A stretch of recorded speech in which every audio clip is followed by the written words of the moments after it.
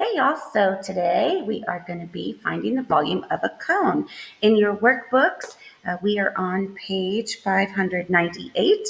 I'm going to go through the thing, do some got it problems with you, and do the guided practice just like we've been doing. So here we go. Volume of a cone. So the volume of a cone formula is right here. It is 1/3. There's a big B. Remember that was the area of the base from the cylinder one that we had done before. And then we're going to do times H. Now I want to talk to you about this 1/3, okay? And so again, it shows up when you actually put the 1/3 pi r squared and then h. So I do want to talk to you about that. So let's go look at question number 1 really quickly, because I don't use a 1/3. 1/3 tends to freak me out. So I want to show you what you can do instead. I'm going to go type into my calculator pi times 3 squared times 6, okay? And I get this answer of 169.6, it looks like. Did you know that multiplying by 1/3 is the same as dividing by 3?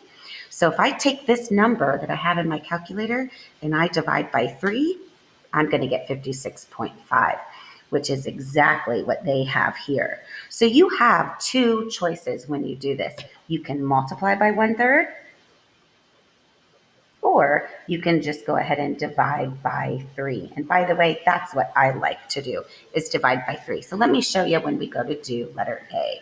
Okay, so I'm going to do pi times r squared, which is 2, times my height, which is 7, and then I'm going to divide by 3. God bless you. Did you hear my daughter sneeze?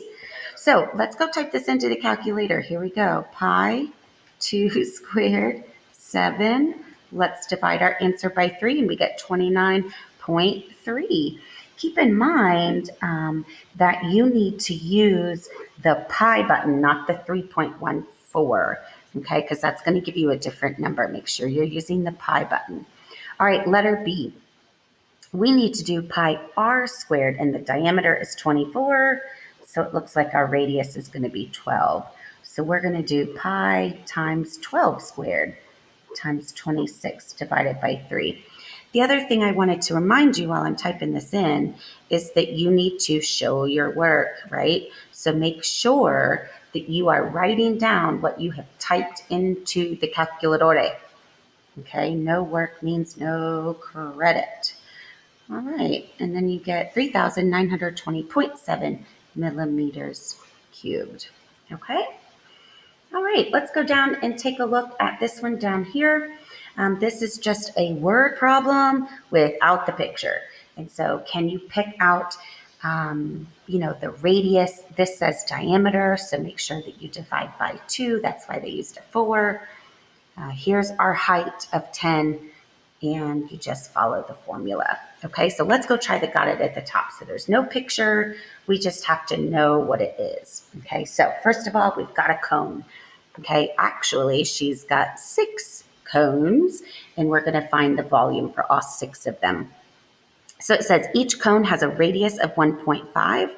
So we're going to go find the volume of just one cone. So we're going to do pi times radius, 1.5 squared, times height, which is 9, divided by 3. Don't forget the 3, okay? All right, let's go type that in. So this is the volume of just one of them. So pi 1.5 squared, 9 divided by 3. All right, we're going to get 21.2.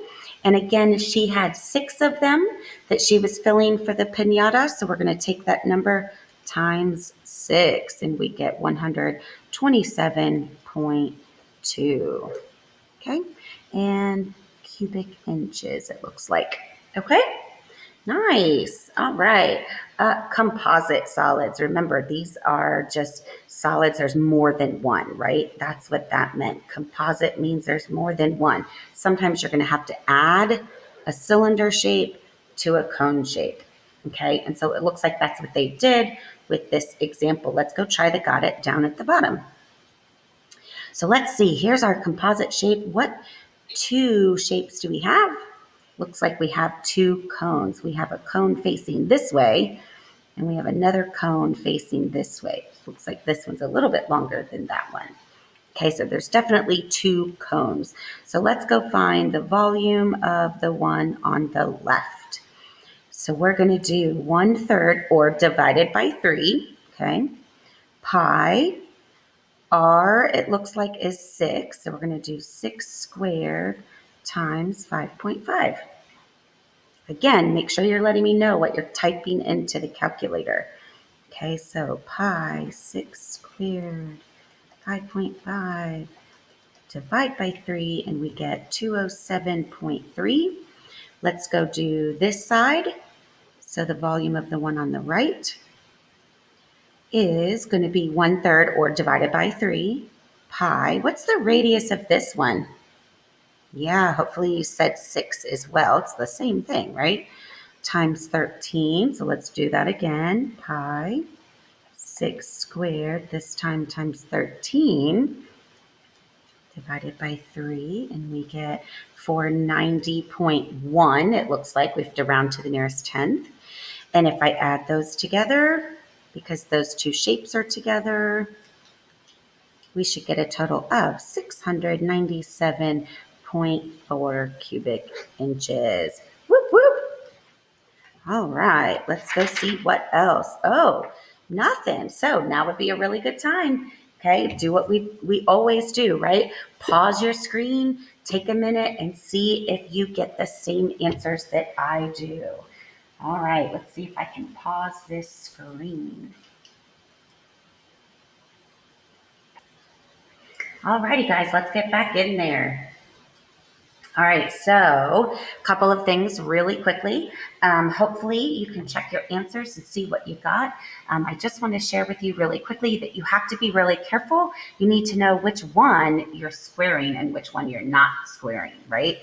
And so it's always r squared times h, r squared times h. Okay, so you have to kind of be careful about that. Number 3, it gave you a diameter. You had to divide by 2 to get a radius. Number 5, you had to be really careful with. I almost goofed on this one. So on the cone, right, you divide by 3, but on the cylinder, you do not divide by 3. So when I was typing it in, I'm like, oh, I'm dividing by 3, divide by 3, divide by 3, divide by 3, divide by 3. Whoa, whoa, whoa, right? I had to kind of like stop myself. So be super careful. Again, you're just going to add those two together. And then number 6, same kind of thing. Follow the formula and add them together. Number 7, I think, is a great question. Hint, hint, wink, wink, right? Really good question. All right, so I want you to go do the independent practice on page 601 and the extra practice on page 603. So that is your assignment, page 601 and page 603. Again, make sure you show your work. Let me know what you're typing into the calculator so I can help you if for some reason something isn't right. Okay? All righty, see ya.